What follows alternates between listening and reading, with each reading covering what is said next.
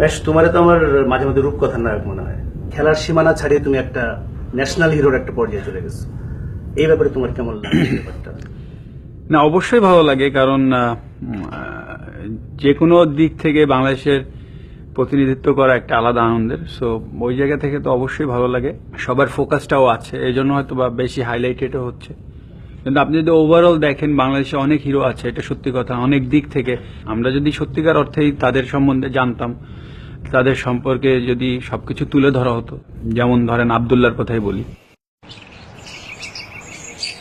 শীতের সকালে যখন কম্বলটা আরেকটু ভালোভাবে জড়িয়ে আমরা মধুর আলস্য উপভোগ করছি, তখন ঢাকার বুকে ছোট্ট ঘরে শুরু হয় এক অদম্য তরুণের অফিস যাওয়ার প্রস্তুতি।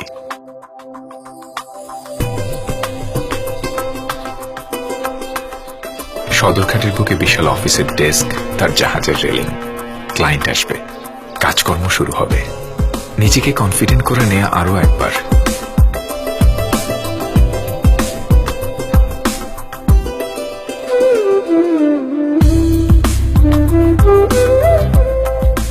এই তো শুরু হয়ে গেল মিটিং। দরদাম ঠিকঠাক। যতই কষ্ট হোক না কেন, ক্লায়েন্টের প্রয়োজন অনুযায়ী ডেলিভারি দিয়ে দেন সময় মতো। তারপর আবার ছুটে চলে। অফিসের এত এত কাজের চাপ ছাপিয়ে আব্দুল্লাহর মন পড়ে থাকে খেলাধুলায়।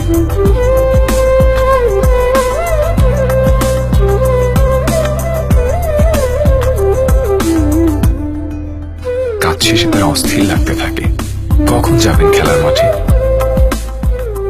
ফুটবলই তার একমাত্র আনন্দ, ফুটবলই তার প্রেরণা। ফুটবলের গায়ের প্রতিটা শট আব্দুল্লাহর জীবনযুদ্ধে এক একটি জয়ের ধাপ।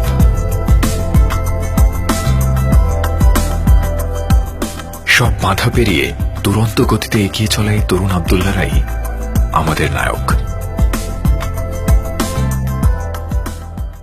ঝালকাঠি শারমিন, সে তার পুরো ডিটেলসটা শোনার পরে আমি আসলে অবাক হয়ে গেছি। জীবনে চলার পথে কোনো কোনো পরিস্থিতি জীবনকে থমকে দেয়, কেউ কেউ আবার সব বাধা ভেঙে দিয়ে এগিয়ে চলে দৃঢ় পায়। এরকমই এক হার না মানা মেয়ে শারমিন আক্তার। পড়াশোনায় ছিল তার দারুণ আগ্রহ, অনেক বড় হতে চায় সে। কিন্তু 9-এ উঠতেই মা তাকে জোর করে বিয়ে দিতে চাইলেন, মেয়ের পড়াশোনা বন্ধ করে দিয়ে।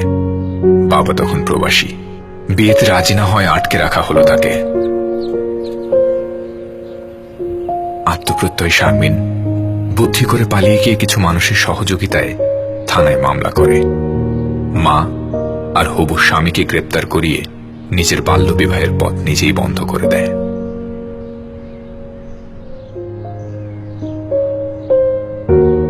শারমিন স্বপ্ন দেখে পড়াশোনা করে বড় হয়ে মেয়েদের প্রতি এ ধরনের নির্যাতনের প্রতিবাদ করবে।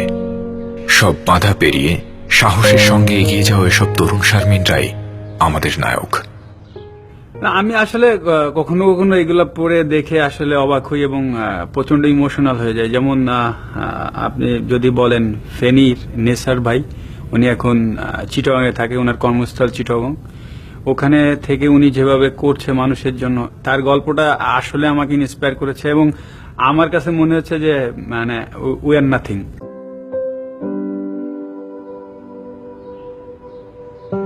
17 কোটি জনসংখ্যার এই দেশে বেশিরভাগ মানুষই নিজেকে নিয়ে ব্যস্ত।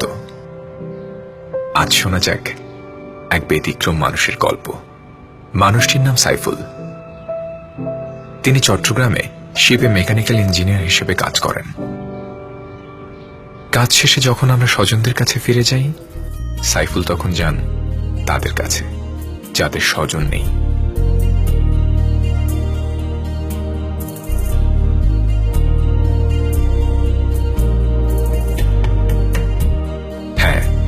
হাসপাতালে অজ্ঞাতনামা রোগীদের সুস্থ করে বাড়ি পৌঁছে দেয় সাইফুলের ব্রত।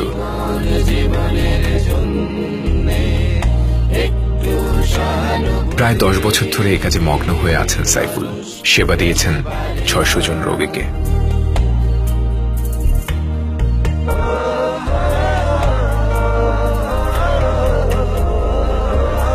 ঔষধ বা খাবার কিনে দেওয়ার সব দায় দায়িত্ব নেন এই মানুষটি, নিজের সাধ্যের মধ্যে যতটুকু পারেন।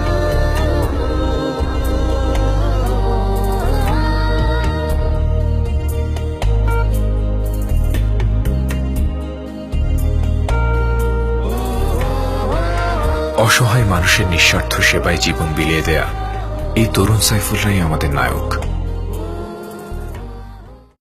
আমি বিশ্বাস করি ওনাদেরকে আরো বেশি হাইলাইটেড করা উচিত।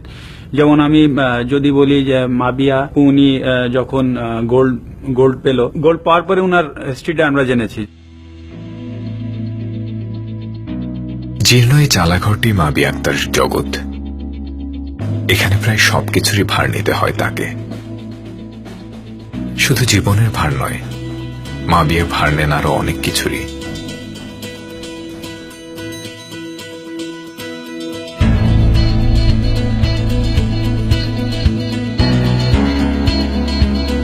কিন্তু সবকিছু পেছনে ফেলে পড়াশোনার ভার উত্তোলনের প্র্যাকটিস চলে নিয়মিত।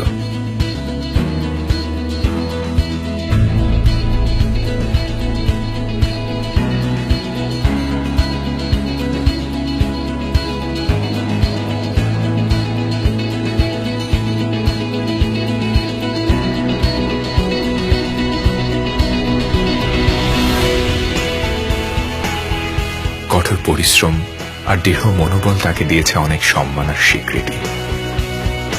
এরই মধ্যে তিনি নির্বাচিত হন 2016 সালে সাউথ এশিয়ান গেমসের জন্য। জীবনযাপনের এই টানাপোড়েনে শেষ পর্যন্ত কি যাওয়া হবে তার?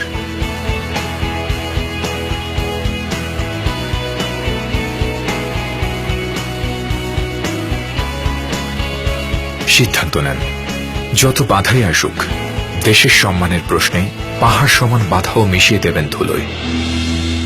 মাবিয়া আক্তার অর্জন করেছে সাউথ এশিয়া গেমসে বাংলাদেশের জন্য প্রথম স্বর্ণপদক। সব বাধা পেরিয়ে দুরন্ত গতিতে এগিয়ে চলা এই তরুণ মাবিয়ারাই আমাদের নায়ক। আসলে আমরা তো এত গল্প করলাম, এত দেখলাম, আপনার কাছে একটা জিনিস চাবো, কারণ আমি যাদের কথা বললাম এইমাত্র তারা অ্যাকচুয়ালি আমার চোখে তারা হিরো। সো আসলে খুব ভালো লাগতো যদি তাদের সাথে আপনি আমাকে মিট করিয়ে দিতেন।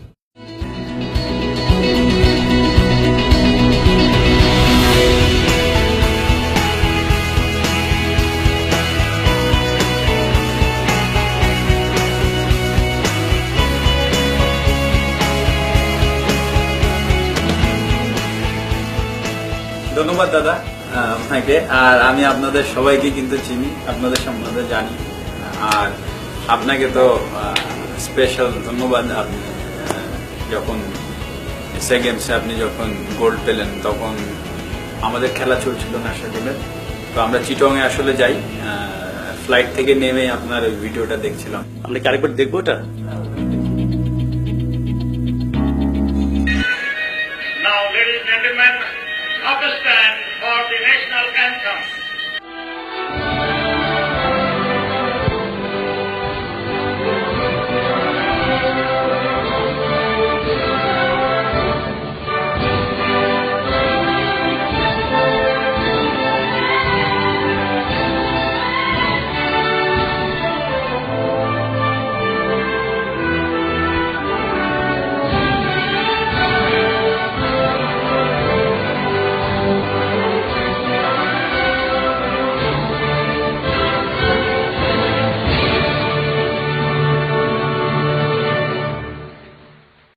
বছর পূর্তিতে প্রথম আলোর পক্ষ থেকে আমাদের এই সব নায়কদের প্রতি জানাই অভিবাদন। তারুণ্যই আমাদের শক্তি, তারুণ্যই প্রেরণা। এদেশের বুকে 18 আসুক নেমে।